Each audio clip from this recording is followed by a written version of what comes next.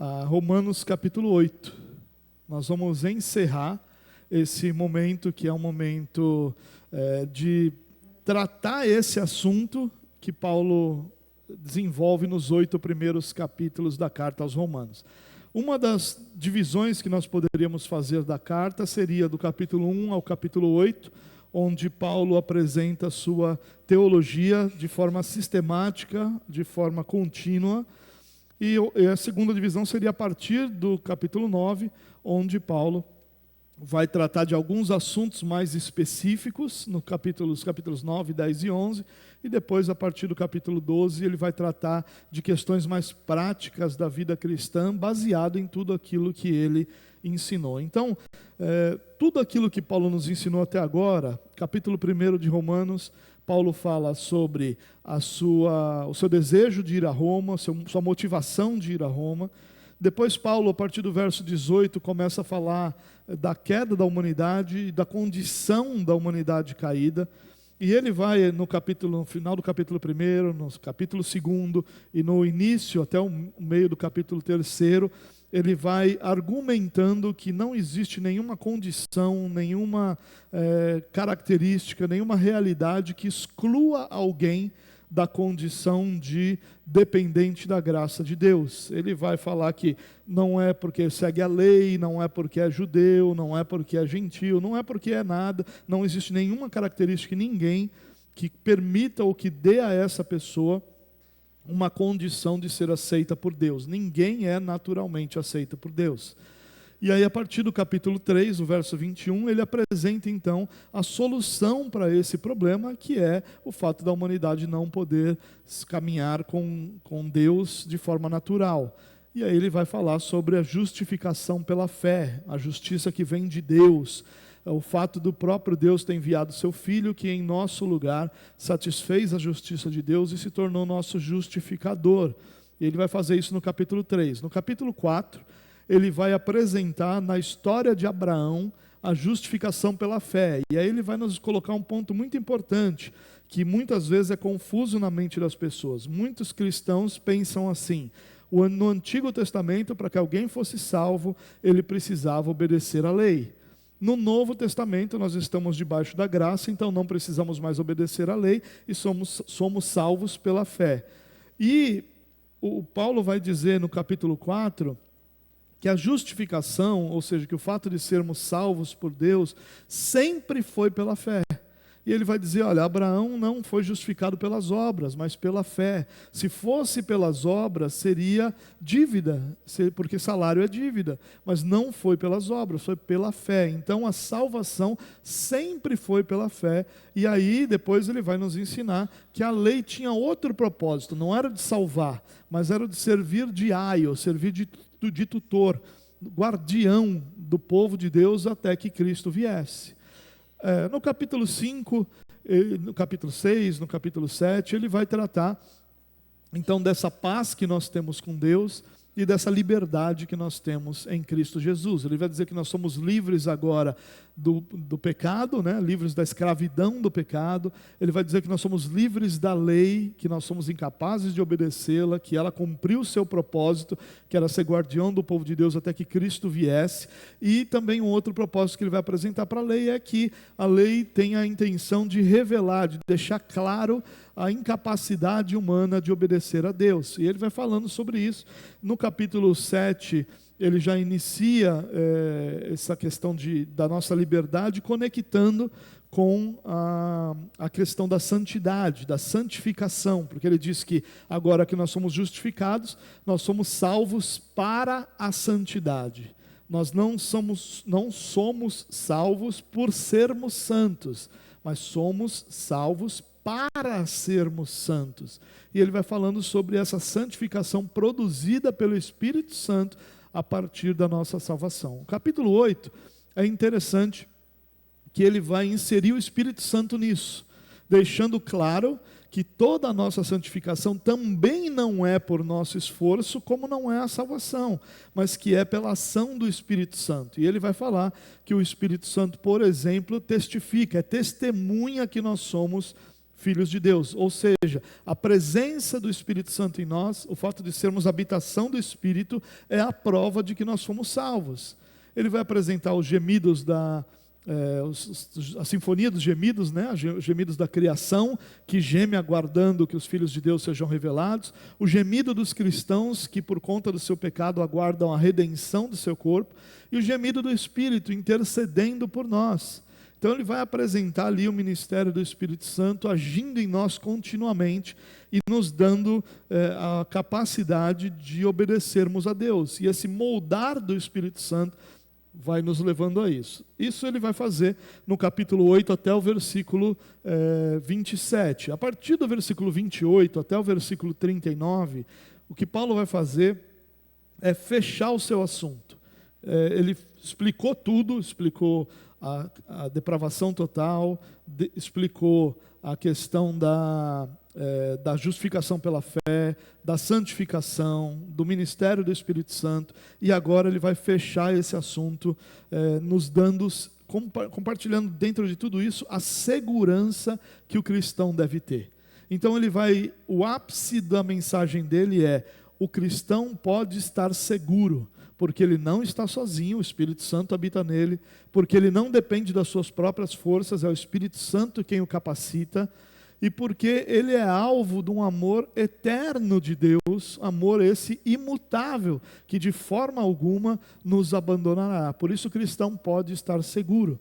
E aí nos versículos 28, 29 e 30, ele vai dizer que Deus faz com que todas as coisas cooperem para o bem daqueles que amam a Deus, nos dando segurança, nos permitindo descansar. E vai apresentar a questão da salvação, dizendo: olha, nós somos predestinados, o nosso propósito é sermos semelhantes a Jesus, e para isso ele primeiro nos escolheu antes da fundação do mundo, enviou seu Filho para que nós fôssemos justificados, o Espírito Santo nos chamou para crer em Cristo Jesus, e Deus mesmo nos glorificou. Esse glorificou é para nós um tempo futuro, mas Paulo trata no tempo passado como parte daquilo que Deus já fez e que nós estamos separados desse feito pelo tempo, mas que nós veremos essa realidade. E aí hoje veremos, né, o texto do capítulo 8, a partir do versículo 31, é um dos textos mais belos de toda a Escritura, é um dos textos mais interessantes em termos de ser o ápice de toda a mensagem de Paulo.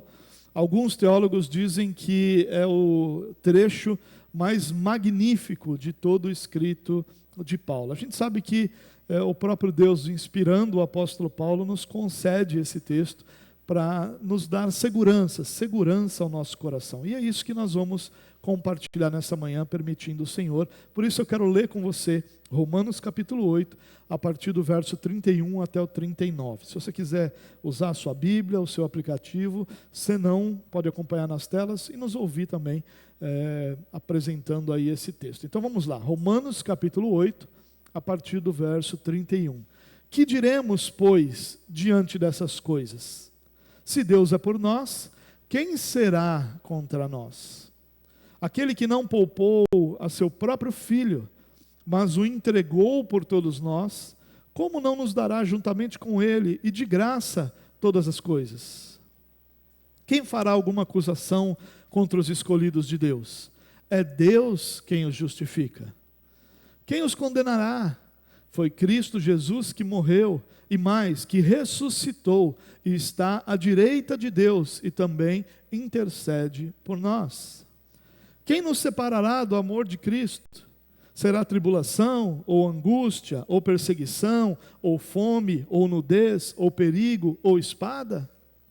Como está escrito: por amor de ti enfrentamos a morte todos os dias, somos considerados como ovelhas destinadas ao matadouro. Mas em todas estas coisas somos mais que vencedores, por meio daquele que nos amou.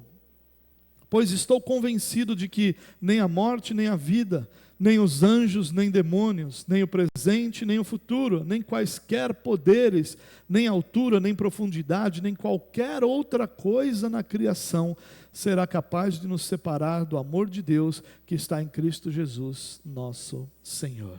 Amém. Queridos, como eu disse, esse texto é considerado pelos teólogos o mais magnífico do apóstolo Paulo, o que mais exalta toda essa obra de salvação do Senhor. Para nós, ela é não apenas uma bela poesia, não apenas uma bela declaração, ela é segurança. A base desse texto é nos dar segurança no amor de Deus. E esse texto deveria, na minha percepção, encerrar todos os debates sobre a possibilidade de nós deixarmos de ser salvos uma vez que fomos salvos. Deveria encerrar todas as dúvidas que possam existir no coração de qualquer um de nós sobre a questão de que, a partir do momento que Deus nos salvou, Ele nos sustentará durante todo o tempo para que nós permaneçamos salvos.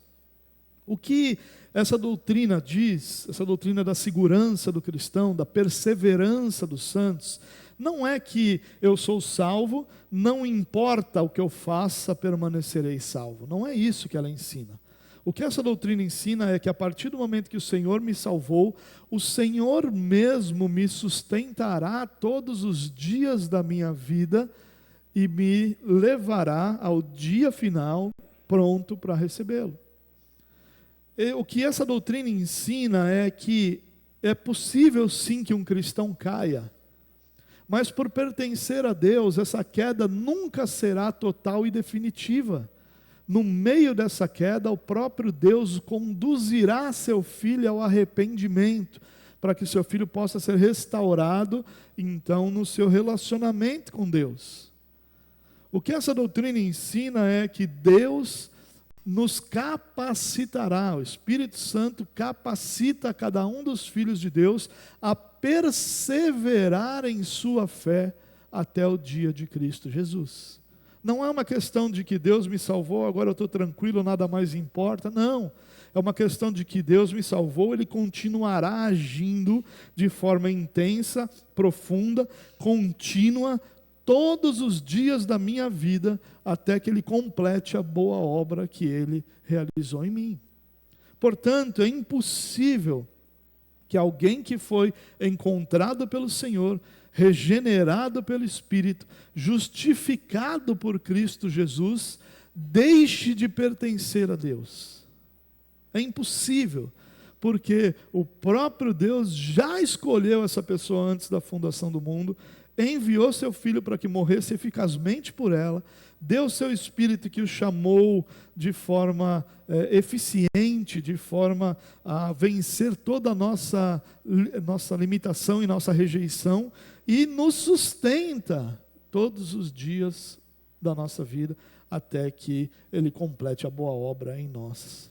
Essa é a nossa segurança, irmãos. Eu queria dar uma olhada nesse texto para tentar deixar isso um pouco mais claro e nos ajudar não a descansar no sentido de não importa, não preciso me preocupar com a minha santidade, eu não preciso me preocupar com a vontade de Deus, porque eu sou salvo. Não nesse sentido, porque uma pessoa que pensa assim, eu sou salvo, portanto eu não preciso me preocupar com a minha santidade, essa pessoa deveria questionar sua salvação, porque nós fomos salvos para a santidade. Nós fomos salvos para que o Espírito Santo nos moldasse à semelhança de Jesus. Essa semelhança, obviamente, não é física, obviamente não é de personalidade, e obviamente não é de comportamento, é uma semelhança de caráter. Para que nós sejamos semelhantes a Cristo em caráter, nós precisamos ter um caráter santo. E é isso que Deus faz em nossa vida. Nós somos salvos para que Deus então pudesse nos santificar e fazer isso todos os dias. Bom, quero dar uma olhada no texto de novo com você. Paulo, nesse texto, faz 7 perguntas. E claro que algumas dessas perguntas a gente poderia condensar, 2 ou 3 juntas, que formariam um único questionamento, mas existem 7 questionamentos aqui que Paulo faz. E ele usa esse recurso, é muito interessante. O que Paulo está fazendo aqui? Fazendo perguntas para que os seus leitores pudessem pensar, para que os seus leitores pudessem avaliar esse seu questionamento e encontrar uma resposta. É claro que ele vai dando as respostas, é claro que ele vai conduzindo essas respostas, mas a ideia que ele faz de levantar esses questionamentos é um chamado ao pensamento, é um chamado a nós meditarmos nessas coisas. Então a primeira pergunta que Paulo faz é a seguinte: que diremos, pois, diante dessas coisas? Que coisas? Obviamente, Paulo só pode estar se referindo às coisas anteriores, né? Ele não vai falar, o que a gente vai dizer dessas coisas e depois dizer as coisas. Primeiro eu digo as coisas e depois eu questiono. O que diremos, pois, diante dessas coisas? Quais coisas? O ministério do Espírito Santo nos conduzindo à santidade e nos capacitando a obedecer todos os dias. O que diremos diante da verdade que nós não caminhamos em nenhum único momento da nossa vida sozinhos, mas que o Espírito Santo habita em nós, nos capacitando a obedecer, nos capacitando a amar, nos capacitando a vencer os pecados? O que nós diremos diante dessas coisas? Esse é o questionamento de Paulo. Porque essa verdade bíblica exige da nossa parte uma resposta de fé. O que eu digo? Eu digo que o Espírito Santo é incapaz de fazer isso?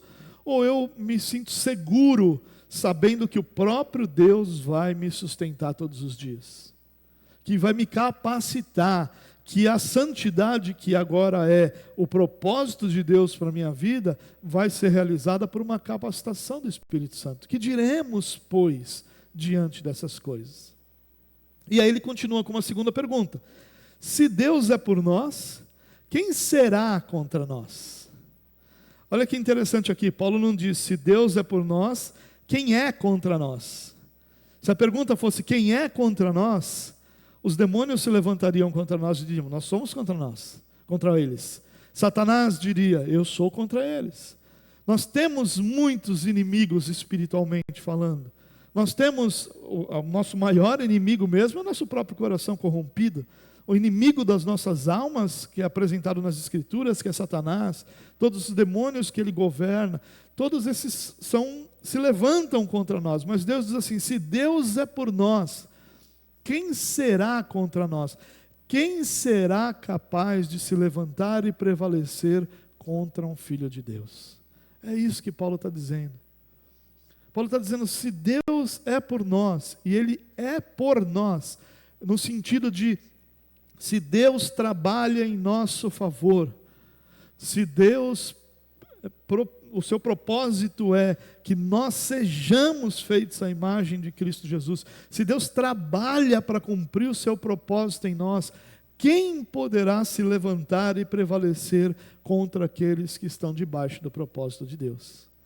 Olha a segurança que o apóstolo Paulo está nos apresentando aqui. Essa é a grande aplicação desse momento. Nós podemos caminhar seguros em Deus. Seguros não quer dizer relaxados. Seguro não quer dizer descompromissados. Seguro não quer dizer sem ter nenhuma preocupação com relação a isso. Não. Seguro quer dizer confiantes de que Deus nos capacitará a obedecer, mas a obediência capacitada pelo Espírito é aquilo que nós vivemos, que nós fazemos, que nós cumprimos todos os dias da nossa vida. Que diremos, pois, diante dessas coisas? E aí a segunda pergunta, se Deus é por nós, quem será contra nós? Essa é uma pergunta bastante interessante, né? Eu lembro que na nossa casa de recuperação, o pastor José tinha o costume de terminar todas as suas reuniões de estudo bíblico, ele fazia todos os dias essas reuniões, e ele dizia assim, se Deus é por nós, quem será contra nós? E aí todos os alunos lá da Casa de Recuperação respondiam, ninguém. Eu achava aquilo interessante, né? No sentido de produzir esse ânimo no coração daqueles que ouvem essa frase. E eu pensava assim, é isso que esse texto se propõe a produzir em nós, essa confiança. Essa certeza, se a nossa resposta a essa pergunta, se Deus é por nós, quem será contra nós, for, acho que ninguém, ela não produziu o efeito que deveria produzir, o efeito deveria ser esse, ninguém, Deus é maior que todo e qualquer poder que se levanta contra os seus filhos. E aí, Paulo continua dizendo assim, e aqui ele está respondendo essas duas perguntas e nos dando base para encontrarmos a nossa própria resposta. Aquele que não poupou seu próprio filho, mas o entregou por todos nós. Agora olha a argumentação, ele diz, olha, Deus não poupou seu próprio filho, mas entregou o seu próprio filho por todos nós. Né? E ali, o todos nós aqui significa todos os filhos de Deus, todos os cristãos, todos aqueles que são alvo da carta do apóstolo Paulo, que são os crentes em Roma e, de uma forma mais ampla pelo Espírito, todos os crentes em todos os lugares. E aí ele diz, olha, Deus, não poupou o seu próprio filho, mas o entregou por todos nós, o entregou à morte, o entregou ao sofrimento, o entregou à dor, o entregou à humilhação, por todos nós. E aí Paulo faz um paralelo. Como que alguém que faz isso não nos dará juntamente com ele e de graça todas as coisas? Agora perceba aqui um detalhe importante, se todas as coisas não quer dizer que Deus vai nos dar tudo o que a gente quer. Todas as coisas significa todas as coisas que são necessárias para o cumprimento do propósito que Paulo acabou de ensinar lá no versículo 29.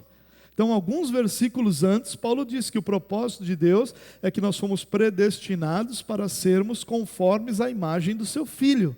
Esse é o propósito. Então, todas as coisas que Deus vai nos dar são todas as ferramentas e condições para que esse propósito se cumpra. Essa é a conexão do texto. Agora ele diz, ele já entregou o que ele tinha de mais precioso, que era o seu Filho amado. Ele se entregou a nós, a nosso lugar, para que nós pudéssemos encontrar salvação. Quão maior pode ser ele nos dar as ferramentas para que essa salvação produza santidade? Não pode ser maior. Nada é maior do que entregar o seu próprio Filho por todos nós. Nada, nenhum ato é mais sacrificial do que esse. Nenhum ato é maior, é mais poderoso do que esse, entregar o seu próprio Filho por amor a nós. E aí, já que ele fez isso, ele vai também nos dar, juntamente com ele, ou juntamente com Cristo, que ele nos deu Cristo, então ele nos dá juntamente com Cristo e de graça. Ou seja, mais uma vez, se Paulo deixa isso claro, em alguns momentos, irmãos, você lê a carta aos Romanos e você chega a dizer assim, tá, Paulo, já entendi que não tem mérito. Já entendi. E Paulo continua dizendo, graça, graça, graça, graça. Para que não haja uma única possibilidade de nós questionarmos se é possível que nós recebamos alguma coisa do Senhor que não venha da graça dele. Não é possível, é isso que Paulo está dizendo. Receberemos juntamente com Cristo, e não porque vamos merecer isso, como se a salvação agora tivesse nos tornado perfeitos. Então agora eu ajo de forma perfeita, e Deus então me dá o que eu mereço. Não é isso que Paulo está dizendo. Ele vai nos dar juntamente com Cristo, mesmo sendo nós, continuando cada um de nós pecador, Ele nos dará juntamente com Cristo que Ele nos deu de graça, todas as ferramentas necessárias para que Ele cumpra o seu propósito em nós, para que nós alcancemos a santidade que é o propósito de Deus para nós. Paulo continua. Terceira pergunta que ele faz: quem fará alguma acusação contra os escolhidos de Deus? Você lembra que em alguns momentos das Escrituras, Satanás é apresentado como o nosso acusador, o nosso adversário? E aí Paulo está dizendo aqui, quem fará alguma acusação contra os escolhidos de Deus? E aí, talvez a resposta pudesse ser assim, muitas pessoas. Tem muitas pessoas que poderiam nos acusar da nossa pecaminosidade. Existem os demônios e o diabo poderiam nos acusar da nossa falta de santidade. Aliás, essa era ou é uma dos adjetivos usados para o próprio Satanás, o acusador, que nos acusa diante de Deus dia e noite. E aí, mas olha a resposta de Paulo: é Deus quem os justifica. Paulo não está dizendo, nós não somos acusados porque agora nós vivemos uma vida perfeita. Ele diz, nós não somos acusados porque Deus nos justifica. De novo, queridos, a ideia de justificar aqui, que precisa ficar muito claro, porque a essência da nossa fé é a justificação. Martinho Lutero dizia assim, que a doutrina da justificação pela fé é o pilar que sustenta a igreja. Por esse pilar a igreja permanece em pé ou rui, ou cai. É pela justificação pela fé. Esse é o pilar que sustenta toda a teologia. Quando ele diz a igreja fica de pé ou cai, é teologicamente, é em termos doutrinários. Toda a doutrina da igreja é sustentada por esse pilar que é a justificação pela fé. O que é essa justificação pela fé? Deus é santo e justo. Não aceita qualquer outra postura que não a de perfeição. Aquele que não é perfeito não pode se apresentar diante dele, sem que morra, porque a sua santidade o destruiria. Cristo, então, em nosso lugar, cumpre a justiça de Deus. E é na sua ressurreição que isso é provado. Ele vence a morte, ressuscita e vai à direita do Pai. E isso é a prova de que Deus aceitou a sua justiça. Então, essa justiça de Deus, que precisava ser satisfeita, é satisfeita por Cristo Jesus.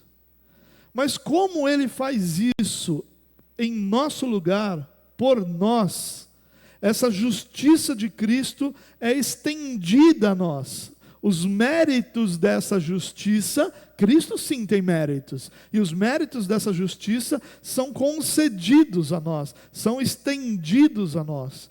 E aí nós nos tornamos justificados. Isso é extremamente importante, irmãos, porque a única forma do nosso coração descansar em Deus, sem permitir que Satanás nos acuse o tempo todo da nossa incapacidade de obedecer, é saber que é Deus quem nos justifica. Então Paulo diz, quem vai ser contra?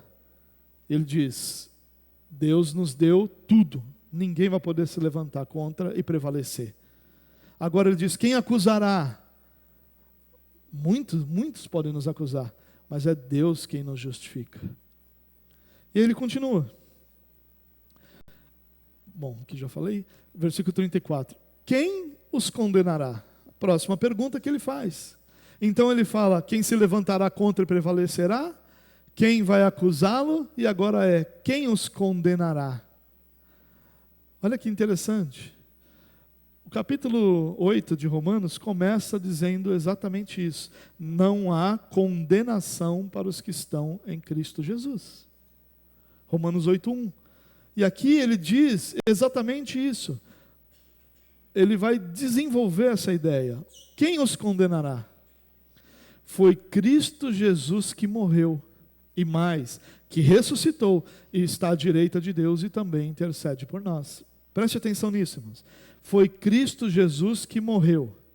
E mais, ele está dizendo que a obra não é só a morte de Cristo, porque Cristo não foi um mártir por uma causa. Vai muito além da morte. E mais, que ressuscitou. Essa ressurreição é o poder de Deus vencendo a morte. Essa ressurreição é o selo de aprovação da obra de Cristo. Cristo está sendo exaltado na sua ressurreição, levado aos céus à direita do Pai. E a ideia aqui de direita do Pai não é outra ideia senão a realidade de estar junto ao Pai, governando com o Pai, reinando com o Pai. Olha que coisa bela. Quem vai condenar? Aquele que é justificado por quem morreu, ressuscitou, está à direita do Pai e intercede por nós. Essa intercessão de Jesus, irmãos, é uma intercessão legal. É a ideia de alguma coisa semelhante a isso. Pecou, perderia o acesso a Deus, porque só a perfeição é aceita. E o Pai está lá, sendo justo o tempo todo. E Cristo intercedendo por nós, dizendo, Pai, eu morri por ele. Pai, a minha justiça cobriu a injustiça dele. Ele é justificado pela minha justiça. Essa é a intercessão. É a intercessão que sustenta o relacionamento com Deus. Quem os condenará? Foi Cristo Jesus que morreu. E mais, que ressuscitou. E está à direita de Deus. E também intercede por nós. Nós temos a intercessão de Cristo e nós temos a intercessão do Espírito, que é uma intercessão em termos de cotidiano, de todos os dias, daquilo que nós mesmos estamos buscando em Deus. Versículo 35, outra pergunta que Paulo faz: quem nos separará então do amor de Cristo? Bom, já que ninguém pode se levantar contra nós e prevalecer, já que ninguém pode acusar, já que ninguém pode condenar, quem pode separar? Quem pode nos separar do amor de Cristo? E aí ele cola uma outra pergunta nisso, que as duas se completam. Quem pode nos separar do amor de Cristo? Ele usa algumas realidades. Será tribulação? Tribulação aqui são as angústias, as dores, aliás, são as batalhas e lutas que nós enfrentamos. As angústias, que ele fala na sequência, são as dores por causa dessas lutas. Perseguição, fome, nudez, perigo, espada. Olha que interessante, ele cobre aqui todas as áreas: área de segurança, área de alimentação, área de vestimenta, tudo ele vai englobar aqui. O que pode disso nos separar do amor de Cristo? E aí a resposta que ele dá, olha que parece desconexo. Vou voltar lá. Quem nos separará do amor de Cristo? Será tribulação, angústia, perseguição, fome, nudez, perigo, espada? A resposta de Paulo é não. Por que não? Primeiro, porque por amor de ti enfrentamos a morte todos os dias, somos considerados como ovelhas destinadas ao matadouro. Paulo está dizendo, isso não pode nos separar, porque todo cristão sabe que na sua vida ele enfrentará aflições. As aflições não podem separar-nos do amor de Cristo, porque nós sabemos que elas fazem parte daquilo que Deus está realizando em nós. Sabemos que fazem parte da nossa identidade, que é impossível uma vida cristã que não seja permeada por tribulações, por sofrimento, por perigos, por espada. E ele diz, olha, por amor a ti enfrentamos a morte todos os dias. E olha que interessante a continuação, somos considerados como ovelhas destinadas ao matadouro. A expectativa do cristão deve ser que por amor a Cristo ele enfrentará tribulações. Ainda que a gente não goste disso, ainda que a gente fuja disso, e ainda que a gente deva fugir disso, nenhum de nós deve dizer, que coisa bela, a tribulação que está moldando o meu caráter. Nenhum de nós consegue fazer isso.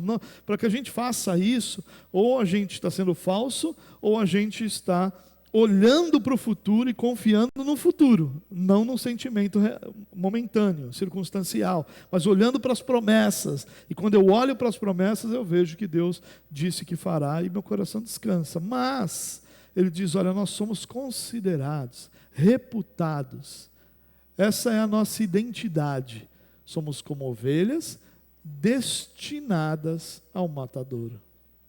Então ele diz que nada disso pode nos separar, porque primeiro, nós sabemos que as angústias, as dores, as tribulações fazem parte da vida cristã, e nós sabemos que isso faz parte da nossa identidade. Mas ele continua dizendo, mas em todas estas coisas somos mais que vencedores por meio daquele que nos amou. Essa frase é muito conhecida, né? Mais que vencedores. Tem muitas músicas, muitas mensagens que falam sobre isso. Mas olha o que Paulo está dizendo. Em todas estas coisas, que coisas? Tribulação, angústia, fome, nudez, perigo, espada. Em todas essas circunstâncias, nós somos mais que vencedores. O que isso significa? Como é que nós somos mais que vencedores na tribulação?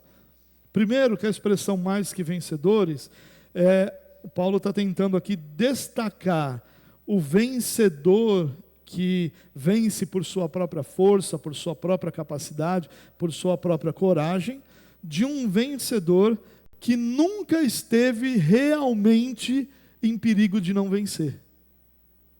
Entenda isso, o que Paulo está dizendo, mais que vencedores, é que a derrota nunca foi sequer uma possibilidade. O fato do cristão viver essa vida em derrota nunca foi uma possibilidade no Evangelho. Por quê? por meio daquele que nos amou. Porque por meio daquele que nos amou, nós somos então mais que vencedores. Ou seja, nós não precisamos temer.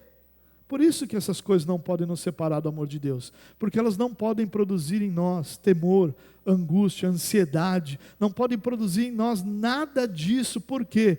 Porque em Cristo Jesus nós nunca estivemos correndo o risco de sermos derrotados. Porque a nossa vitória não vem de nós mesmos, da nossa força e da nossa capacidade, mas vem daquele que nos amou. É dele que vem a nossa força. É dele que vem a certeza de nós podermos continuar lutando, continuarmos seguindo em frente, porque ele é aquele que nos amou e que nos faz mais que vencedores. Olha que aplicação bonita aqui para a nossa vida, irmãos. Quando você está no seu emprego, só para a gente dar um exemplo, e aí você começa a ouvir, olha, vai ter corte, vai ter corte, vai ter corte. Aí começa a mandar uma pessoa ali, outra pessoa ali embora. Como é que teu coração se sente? Preocupado? Temeroso? Pode até não ficar desesperado, né? Mas você vai ficar preocupado. Por que você fica preocupado? Não é só por causa do emprego, é porque o emprego produz um salário que sustenta a sua família. E como esse salário sustenta a sua família, ele é importante para você, ele é parte daquilo que você faz por sua família. Então é claro que você vai ficar preocupado. O que Paulo está dizendo aqui é que numa situação como essa, teu coração não precisa ter o mínimo de preocupação. Porque nessa lista de cortes, seu nome nunca sequer foi nem cogitado de estar lá. É isso que Paulo está querendo dizer. Que nessa situação em que todos ao redor podem se preocupar, você não precisa se preocupar. Porque não existe a possibilidade de você não ser vencedor. Porque a sua vitória não vem do trabalho que você está fazendo, não vem do esforço que você está dando, não vem da qualidade do serviço que você presta, no caso do funcionário, mas vem daquele que te amou. Aquele que te amou é quem vence por você. Aquele que te amou é aquele que sustenta você durante todo esse momento. Aquele que te amou é aquele que vai te conduzir à vitória. Mas não apenas à vitória. Como se... Você lembra... Aqui tem um pessoalzinho um pouquinho menos novo. Você lembra do filme Rocky Balboa? Esse foi um filme da minha adolescência. É da sua época, sim, não vem com esse papo, não. Então é um filme da minha adolescência. E nesse filme, o Rocky apanhava. Todo o filme dele é igual. Apanha, quase morrendo lá. Aí do nada vem uma luz, sabe lá Deus de onde, ele dá uma meia dúzia de soco, outro cara cai e acaba a luta. Mas como é que ele acaba a luta? Destruído. As cenas finais do filme são com o olho inchado, cara roxo. Ele já tem a cara torta, né? Tudo torto. Audrey, chamando lá a mulher dele. É um negócio horroroso de enxergar. Não é isso que Paulo está dizendo sobre a nossa vitória.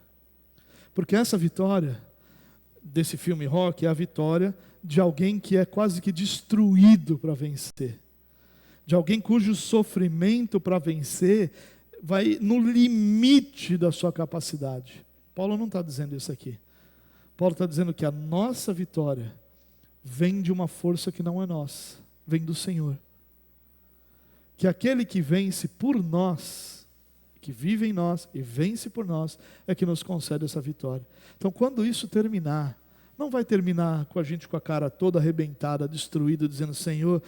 Todo mundo chegando no céu lá com aquela cara de rock, Jesus, né? Parecendo um monte de Walking Dead, né? Não é essa a ideia. A ideia é Cristo é que nos sustenta. Por Ele nos sustentar, todos nós viveremos essas vitórias que vêm dEle com a convicção de que a derrota nunca foi uma possibilidade. Versículo 38. Ele continua essa argumentação. Pois estou convencido que nem a morte, nem a vida. Olha só, duas das dos grandes problemas que nós temos. A morte é algo que aflige e que faz muita gente temer. Tem muita gente que tem pavor de morrer. Tem muita gente que tem desespero de morrer. O cristão não deveria ter. Ele não deveria querer morrer. Não é uma alegria, apesar que ir para o Senhor, segundo Paulo, é uma grande alegria. Mas não é a nossa expectativa que a gente morra antes do tempo que o Senhor mesmo nos deu. Mas ele diz que nem a morte, nem o medo da morte, nem o medo de findar essa vida, nem a vida. Ou seja, nem a realidade que nós vivemos, que muitas vezes nos afasta e que nos tira de Deus. Nem aquilo que a gente vive todos os dias, nem aquilo que é o nosso cotidiano, nem a morte, nem a vida, nem anjos, nem demônios. Quando Paulo fala lá sobre acusação, eu poderia ter dito isso também, os anjos podem nos acusar. Porque tendo sido feitos menores que nós em glória e poder, eles honram e obedecem a Deus continuamente. Eles poderiam se levantar e nos acusar. Eles podem ser acusados, Pai, porque nós, menores que eles, temos vivido diante do Senhor. E ele diz aqui que nem anjos, nem demônios. Né? E é interessante essa ideia, porque nesse misticismo gospel que existe em nosso tempo, anjos e demônios parecem que fazem parte ali da vida da pessoa de uma forma real, concreta, né? E muitas pessoas colocam tudo na conta de anjos e de demônios. Aqueles místicos que acham ou que creem no anjo da guarda, ou no anjo que é o seu anjo, né? E aí começa a dar um monte de nomes e tal. E os outros também lá que acham que tudo é demônio. Né? Olha, já virou a Coca-Cola ao contrário, viu lá como é que acontece. Né? E vê demônio em todas as coisas. E ele diz, olha, nem anjos nem demônios. Nem o presente, nem as circunstâncias que a gente vive hoje, nem o que está por vir, nem quaisquer outros poderes. E essa expressão aqui do apóstolo Paulo é a expressão que ele usa sempre para se referir a principados, potestades, poderes do mal, poderes dominadores. Ele está falando sobre poderes espirituais. Nem altura, nem profundidade, possivelmente aqui uma referência ao céu e ao inferno, às alturas no sentido de onde Deus está, e a profundidade no sentido dos demônios estão, nem qualquer outra coisa na criação será capaz de nos separar do amor de Deus que está em Cristo Jesus, nosso Senhor. Não dá para ser mais claro que isso, irmãos. Por isso que é ofensivo a Deus alguém dizer que alguém por quem Cristo morreu, alguém que o Espírito Santo chamou, regenerou, alguém que foi adotado e é chamado filho de Deus, possa ser rejeitado por suas próprias obras. Se isso fosse possível, irmãos, todos nós seríamos. Quem de nós tem a coragem de se levantar e dizer: eu obedeço a Deus de forma que Ele se orgulha de mim? Quem pode se levantar e dizer isso? Nós poderíamos nos levantar e dizer: o meu coração deseja com toda a intensidade obedecer a Deus. Isso você pode dizer. Você pode dizer: eu faço todo o esforço que está em minha capacidade para obedecer a Deus. Isso você pode dizer. Mas você nunca vai poder dizer que eu faço tudo o que Deus ordena, ou que eu obedeço a Deus plenamente. Por isso eu posso me apresentar diante de Deus com as minhas mãos cheias de obediência. Não. Martinho Lutero dizia que a fé é como a mão de um mendigo. Ela está estendida, mas depende completamente do doador, completamente daquele que dará. A nossa fé é isso, são mãos estendidas, mas elas não têm mérito nenhum. Elas dependem completamente da graça de Deus em nos conceder.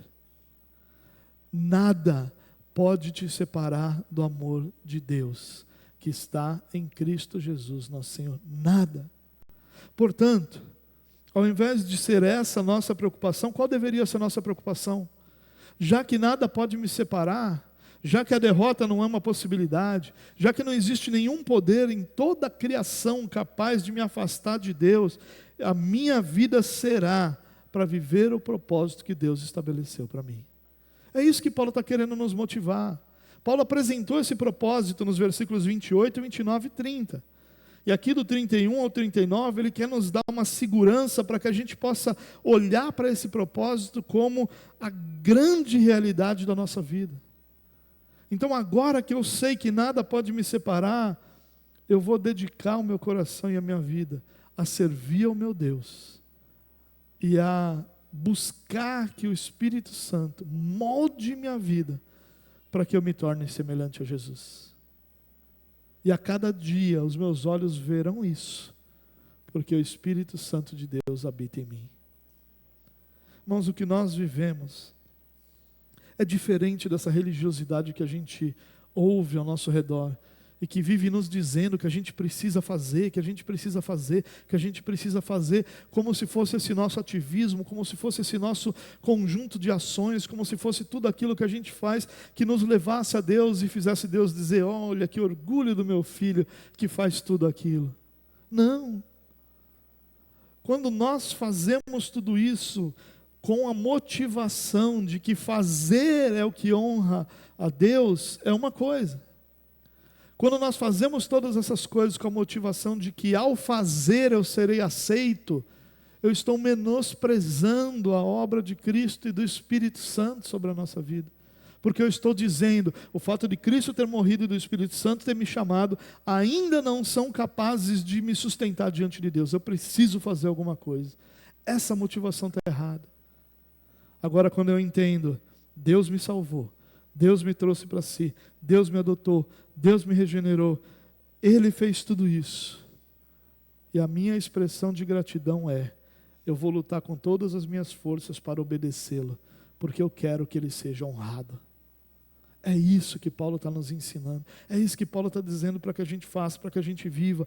Nós somos mais que vencedores, não para que a gente bata no peito e declare isso como se isso fosse uma virtude.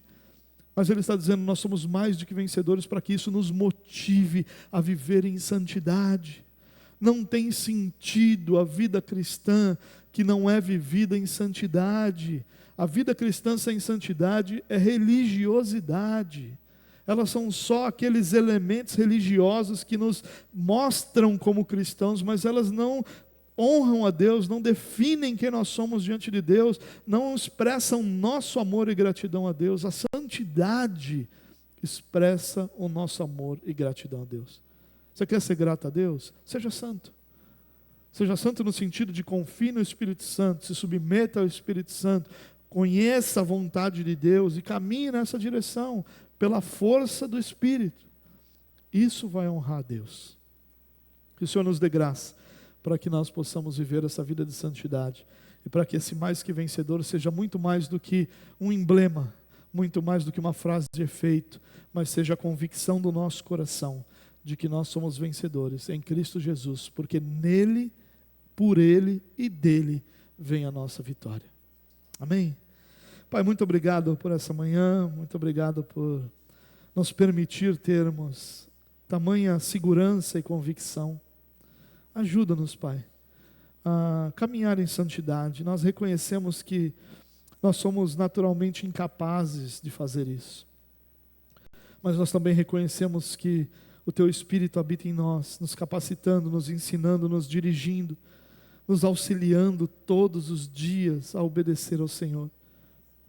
Que o nosso coração almeje essa transformação, deseje essa capacitação e possa viver em santidade para a glória do Teu nome. Pai, nos dá um domingo e uma semana abençoados na Tua presença, cheios de oportunidade de enxergarmos o Teu amor e a Tua bondade, para que Teu nome, somente Teu nome, seja glorificado, em nome de Jesus. Querido, que o Senhor te abençoe e te guarde, que o Senhor faça resplandecer sobre ti o seu rosto e te dê a paz, que o Senhor se volte para ti e te dê graça, e que o amor de Deus, o nosso Pai, a graça do nosso Senhor e Salvador Jesus Cristo e as doces consolações do Espírito Santo de Deus sejam sobre a sua vida, hoje e para sempre. Amém. Amém, querido. Que